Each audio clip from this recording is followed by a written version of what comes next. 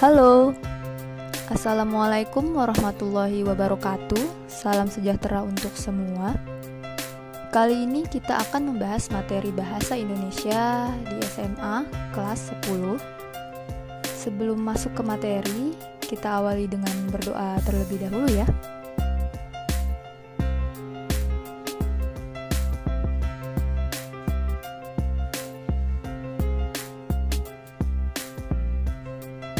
Baik, ini dia materi yang akan dibahas, yaitu tentang teks laporan hasil observasi. Ini merupakan bagian pertama ya dari pembahasan materi teks LHO.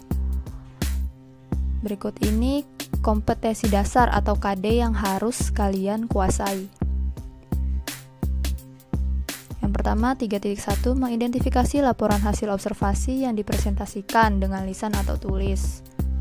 Yang kedua, 4.1 menginterpretasi isi teks laporan hasil observasi baik secara lisan maupun tulis.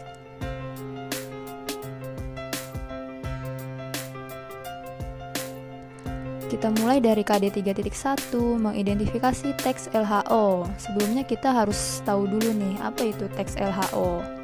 Nah, ya, laporan merupakan alat atau media untuk mempublikasikan hasil kegiatan. Observasi adalah kegiatan mengamati secara cermat keadaan suatu objek. Jadi, yang dimaksud dengan teks LHO adalah teks yang berisi laporan hasil pengamatan terhadap keadaan suatu objek, seperti benda, kejadian, atau peristiwa, dan sebagainya.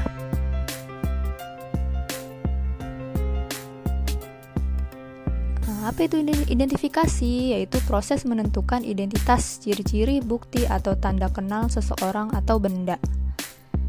Jadi mengidentifikasi isi teks laporan berarti proses menentukan isi teks, identitas, atau ciri-ciri teks tersebut.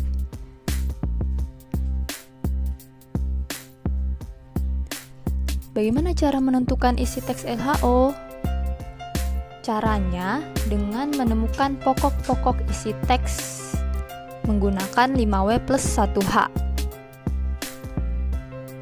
Kurang lebih contohnya seperti ini ya.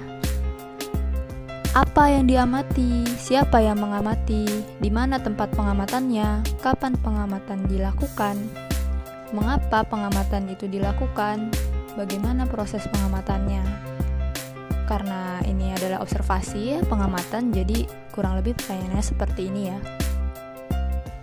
Untuk menemukan isi teks LHO. Lanjut. Teks LHO juga memiliki struktur yang harus kalian ketahui nih sebelum mengidentifikasi.